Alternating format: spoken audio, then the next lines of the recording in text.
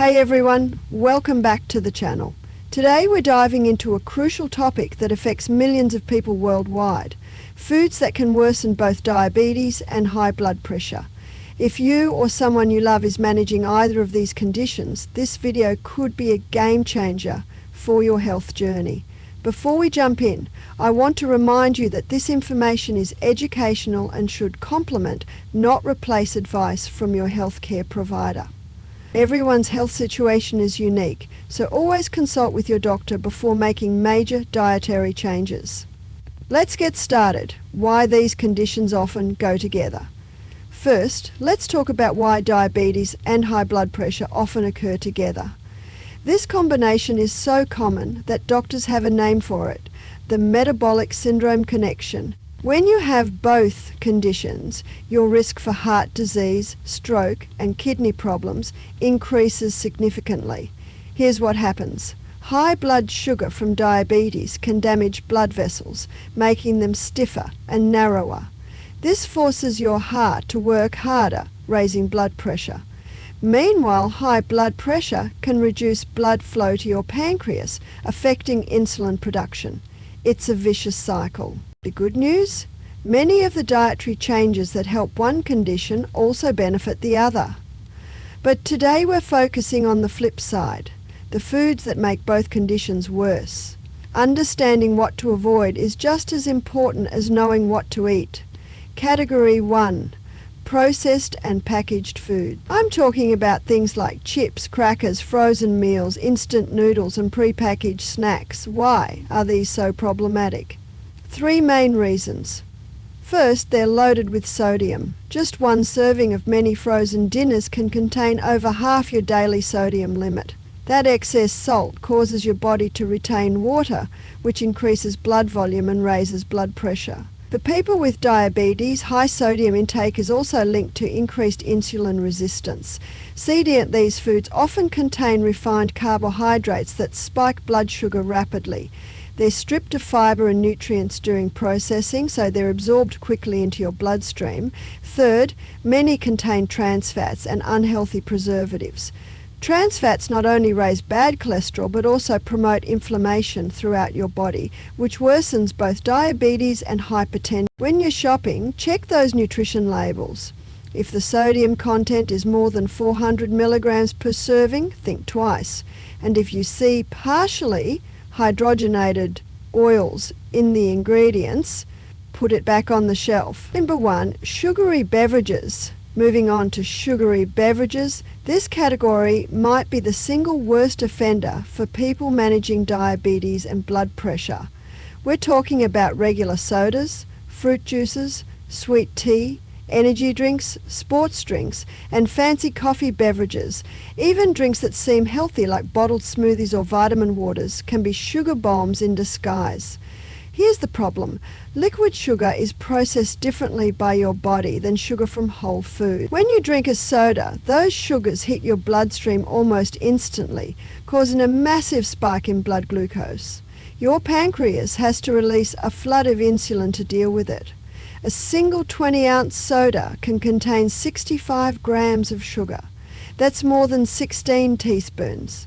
And here's what many people don't realize. High sugar intake is directly linked to high blood pressure, not just diabetes. Research shows that excess fructose, especially from drinks, can raise blood pressure by affecting how your kidneys handle sodium. Even fruit juice, which seems natural and healthy, lacks the fiber that whole fruit provides. A glass of orange juice can spike your blood sugar just as much as a soda. If you want orange flavor and vitamins, eat an actual orange. The fiber will slow down sugar absorption and keep you fuller longer. Category 3, white breads and refined grains. Let's talk about white bread, white rice, regular pasta, and other refined grains. These foods have been staples in many diets for generations, but they're particularly problematic for diabetes and blood pressure management. When grains are refined, the nutritious bran and germ are removed, leaving mostly starchy endosperm. This process strips away fiber, vitamins, and minerals. What's left is essentially pure starch that your body converts to sugar very quickly. White bread has a high glycemic index, meaning it raises blood sugar almost as fast as eating pure glucose. 2 slices of white bread can spike your blood sugar more than a candy bar. And those repeated blood sugar spikes lead to insulin resistance over time, making diabetes harder to control. For blood pressure, the connection is more indirect but still important. Refined grains lack the magnesium, potassium and fibre found in whole grains. These nutrients are crucial for blood pressure regulation. Plus, refined carbs can lead to weight gain, which is a major risk factor for hypertension. Category 4. Fried and fatty foods. Now let's discuss fried and fatty foods. I'm talking about French fries, fried chicken, donuts, onion rings, fried fish, and anything deep fried or heavily breaded. The problem with fried foods is multifaceted. First, they're extremely calorie dense. A medium order of French fries can pack 400 calories or more. And those calories come primarily from unhealthy fats and refined carbs. This calorie density makes it very easy to overeat, leading to weight gain.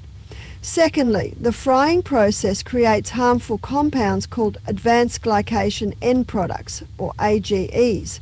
These compounds promote inflammation and oxidative stress in your body, directly contributing to insulin resistance and blood vessel damage.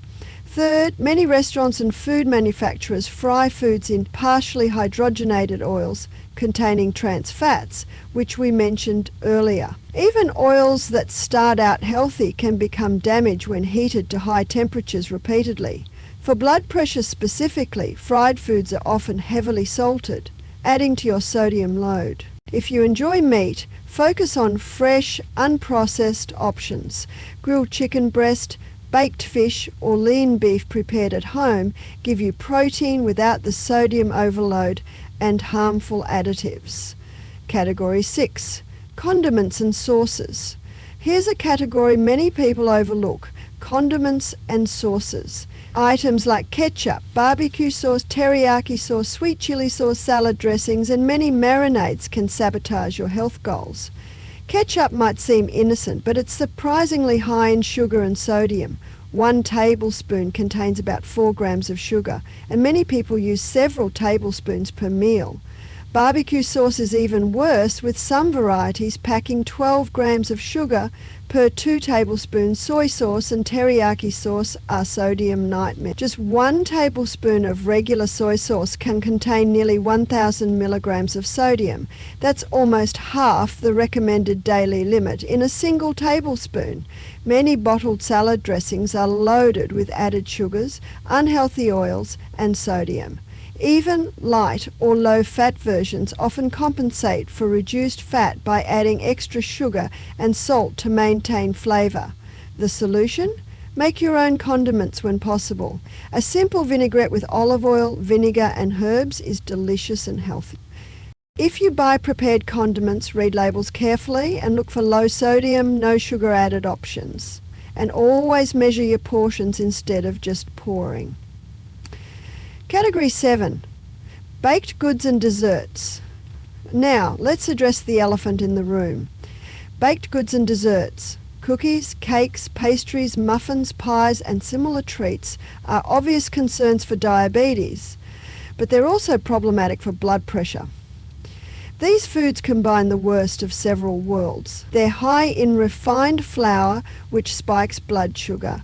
They're packed with added sugars, often both white sugar and corn syrup. They contain butter, shortening, or margarine, providing unhealthy fats. And many commercially baked goods also contain significant sodium. A single store-bought muffin can have 30-40 grams of sugar and 300-400 milligrams of sodium. That's more sugar than you should have in an entire day and a significant chunk of your sodium budget. The blood sugar spike from these foods is particularly problematic because it's often followed by a crash, leaving you tired and craving more sugar. This cycle makes diabetes management extremely difficult. I'm not saying you can never enjoy a treat, but these should be rare indulgences rather than regular parts of your diet. When you do indulge, pay attention to portion sizes. Having a small slice of birthday cake at a celebration is very different from eating dessert every night. Conclusion and action. Steps.